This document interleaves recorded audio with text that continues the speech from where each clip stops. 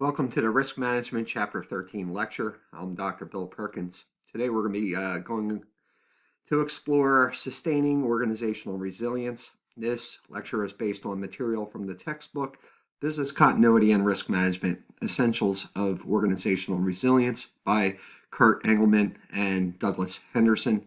So we're going to get started. And these are our Chapter 13 objectives. First, we're going to review the role of awareness and training in business continuity management. Then we're going to define the types of tests and exercises. And we will review business continuity plan, maintaining, and updating. So to develop comprehensive business continuity management, an organization has likely spent a significant amount of time and money on performing analysis and creating documentation. Well, unfortunately, all this effort will not go, it's not going to guarantee that the business continuity management program will be effective during an actual emergency situation. It doesn't give you that guarantee. Additional actions are required to prepare the business continuity management to effectively respond to an emergency. That's all it does, okay? Maintenance involves creating an education and awareness culture of business continuity management and ongoing testing, auditing, and change management to ensure the plans remain operable and current. So business continuity management readiness is sustained through the maintenance components of, first, you have awareness and training, and that provides awareness to respond to crisis events and training to execute plans. Awareness ensures that everyone is knowledgeable of business continuity management and the importance senior management has placed on this program. Training, on the other hand, ensures that everyone has the skill, knowledge, and experience to execute their responsibilities. Now, next we have testing and exercising assesses the viability of the plan. So testing checks the operability of equipment, while exercising is practicing individual and team roles in order to improve skills to execute plans effectively. Then we have maintaining and updating, and that ensures consistency between the plan and the changes affecting the organization. Maintaining the business continuity plan involves reviewing and auditing to determine if all the elements of the plan are in place and accurate. Updating improves the BCP, the business continuity plan, and keeps it current. Now, for business continuity management, BCM, to be effective, all employees should be aware of the program and all participants in the organization should be thoroughly trained.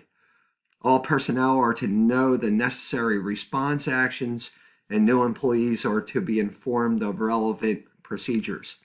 In addition, all processes should be in place to ensure that supervisors and managers responsible for tasks understand the overall business continuity management and their particular responsibilities within it.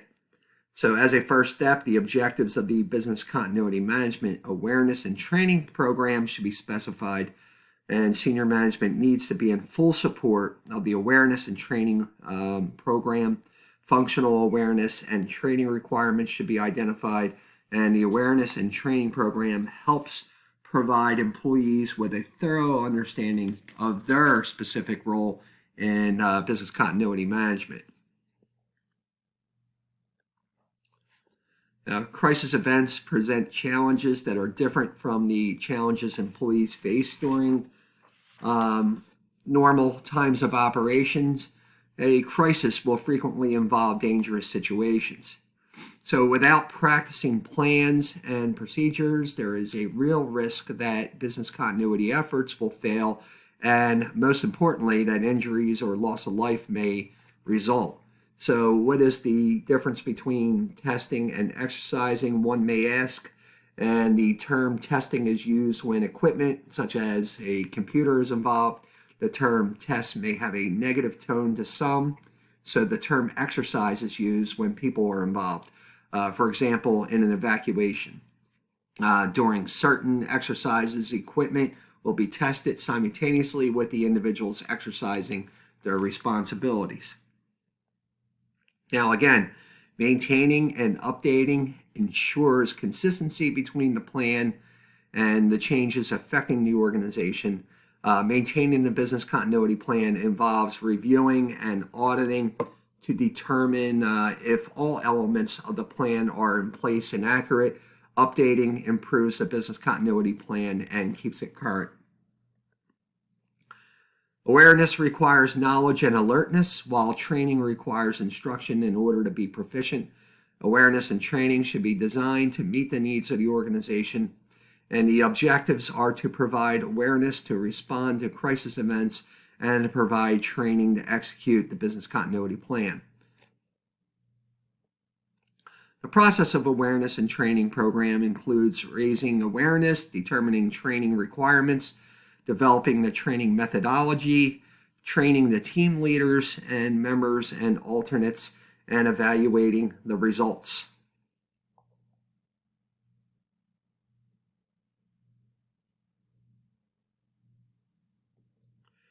The questions that should be addressed in an awareness program include: what is business continuity management?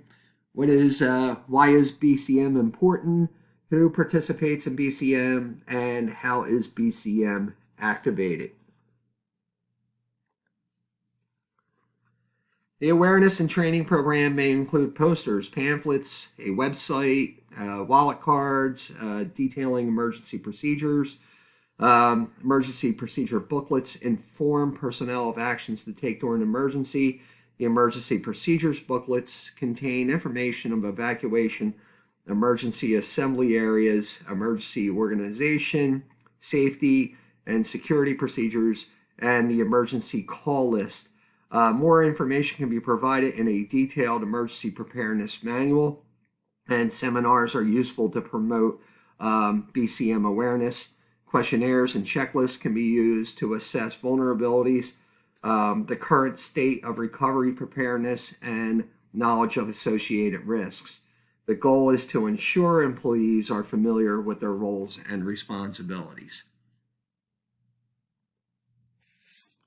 So the training methodology should focus on individual skills initially and then build up to a team training with team leaders being trained first.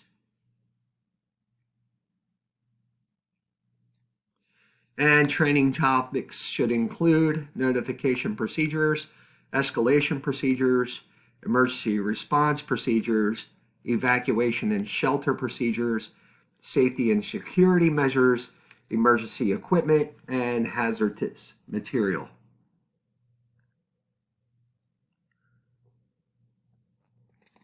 Various training methods and approaches can be employed, including computer-based training, workshops, courses, and conferences. A consultant can be a valuable resource in this process. And training should be documented and evaluated.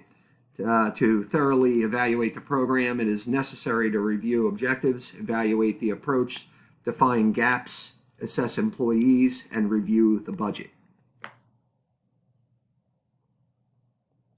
And the goal of testing and exercising is to determine how the BCP can fail and then take action to solve the problem to ensure success in an actual event. Other reasons for conducting tests and exercises include prevent loss of life and injuries, prevent environmental damage, promote increased BCM awareness, identify any gaps in planning, identify any gaps in the skills necessary to execute the BCM,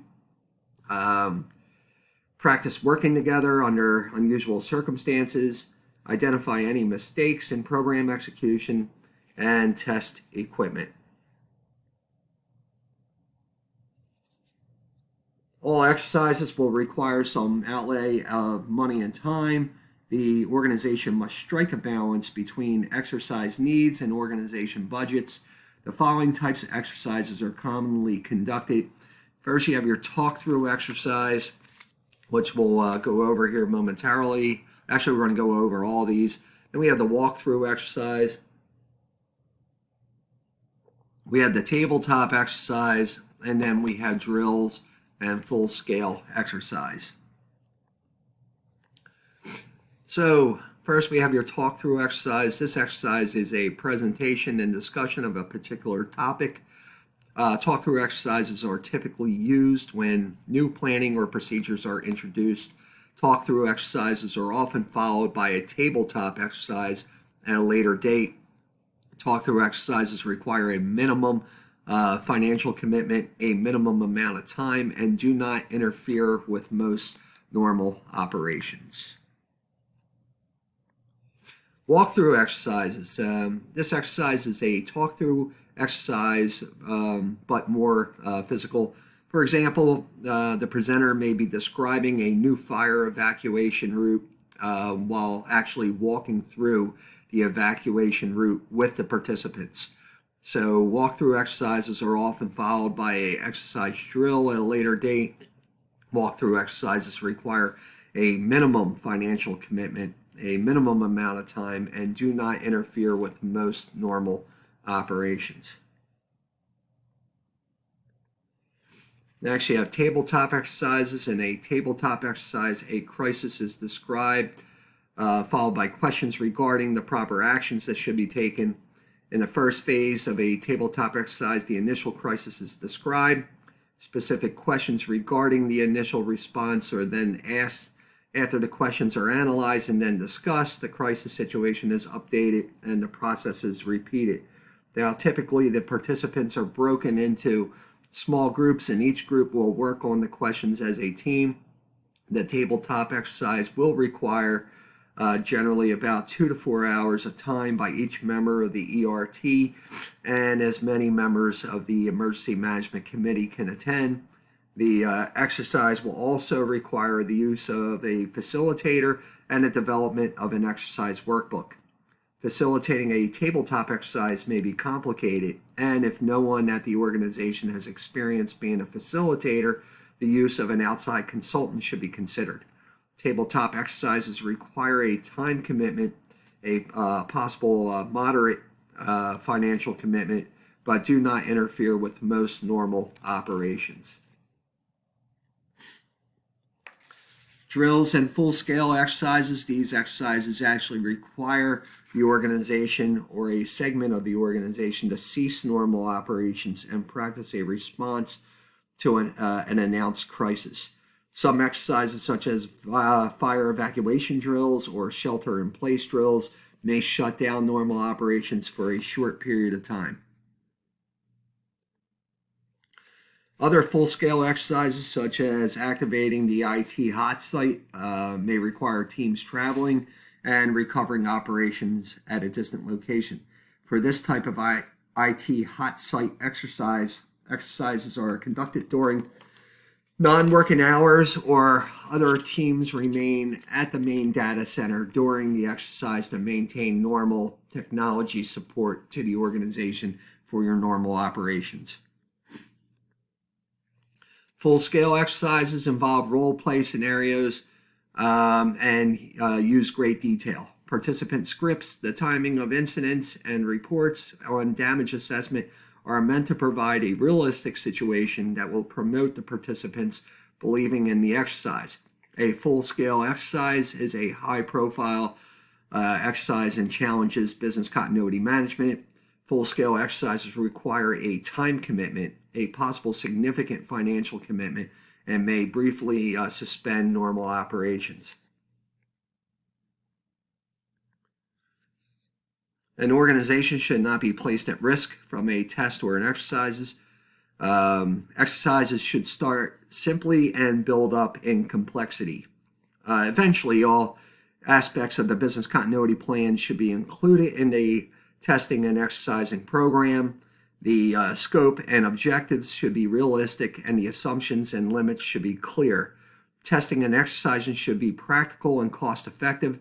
An external facilitator can add much value to an exercise, and the purpose of testing and exercising is to increase the effectiveness of business continuity management and to build confidence.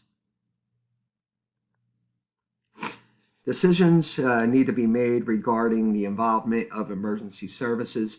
An exercise should not be mistaken for a real disaster, resulting in invoking the emergency services accidentally. On the other hand, emergency services should be able to respond if a real disaster actually would occur during an exercise.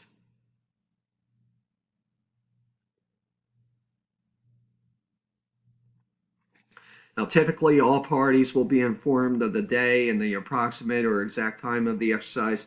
Frequently, parties will know the type of crisis event that will be exercised. For example, many organizations in hurricane-prone areas will conduct a hurricane exercise at the beginning or slightly before the start of the hurricane season.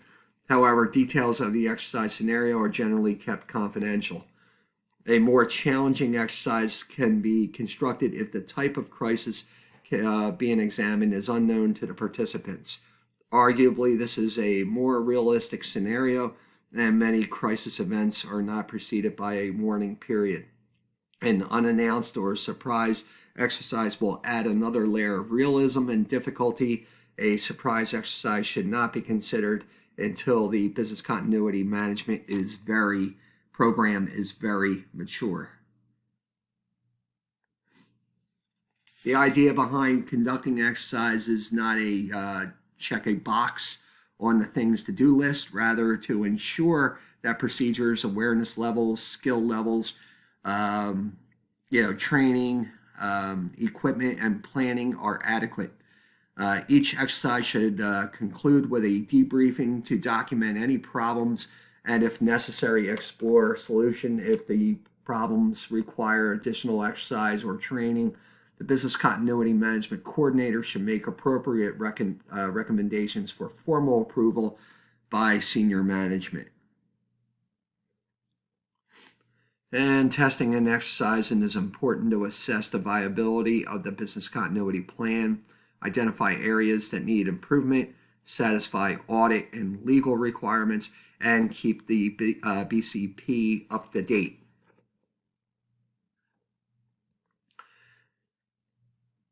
Changes to operations can result from acquisitions and the introduction of new technologies, processes, products, and services.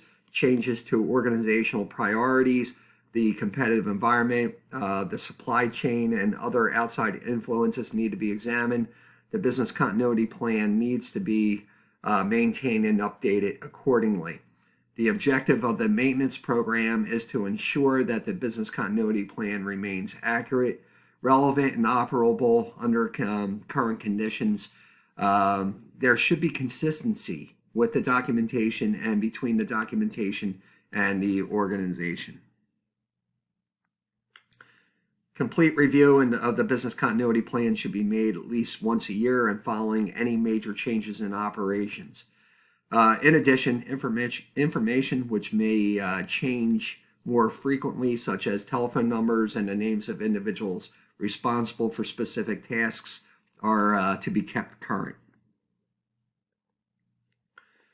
And the business continuity plan review and audit is an essential component of the program maintenance. Consistency of the documentation is critical, and assessment of the program should answer questions such as, is the plan valid? Is the scope of the plan correct? Are the plan's assumptions reasonable? Is the plan structure appropriate? Are the teams up to date? Are the components of the plan integrated? And are the procedures executable? Does a plan support organizational objectives? Review and audit areas include recovery time objectives, notification, invocation, teams, contact numbers, assigned recovery tasks, recovery procedures, contingency strategies and resources, service agreements, and off-site procedures. Now, the business continuity plan review and audit includes determining consistency, reviewing administrative aspects, reviewing documentation control, and developing conclusions regarding the program meeting its objective, and the review process in any issue that are encountered are documented. Maintenance responsibilities include the involvement of many individuals. Auditors determine if programs meet objectives. The business continuity management coordinator is responsible for program maintenance. Team leaders are responsible for team selections. Department managers are responsible for their departments, and senior management reviews and approves the program. During the updating process, each plan needs to remain coordinated with all associated plans. Utilizing an established process, the updated business continuity plan should be validated as complete. Established procedures for document control and security are vital. And in order to meet objectives, an accurate, current, and executable business continuity plan is critical for an organization to recover from a disaster. Now, the maintenance plans contain a summary of all tasks that must be performed to ensure the business continuity plan remains accurate, relevant, and operable. Included in the maintenance plan are the names of the individuals responsible for completing tasks and documenting results, the target dates for completing the tasks, and a brief description of the objectives and of the tasks. Documenting the results of a task includes evaluating the results of the task against the objectives of the task, reporting on the issues, and future actions required. So for the business continuity plan to be used effectively in an emergency, it is imperative that the program be reviewed and exercised regularly and modified as necessary. And that concludes our Chapter 13 lecture. Please visit Blackboard for Chapter 13's expectations and deliverables, and I will see you in Chapter 14.